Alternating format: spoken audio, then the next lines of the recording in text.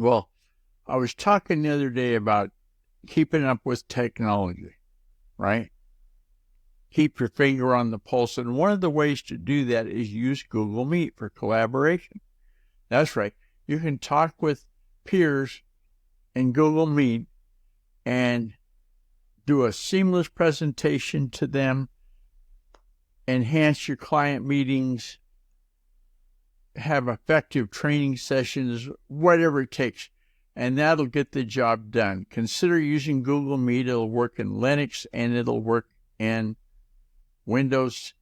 So I'm pretty sure it'll probably work in Mac too, being it's browser-based. So give that a go. I think you're going to get some mileage down the road, sometimes referred to as the information highway. And remember, I've got them so you can get them. Hey, to contact me, use the secure contact form on guyrcook.com. If you like this episode on YouTube, and give it a thumbs up on youtube.com and click the bell to subscribe to future episodes. It's a wrap.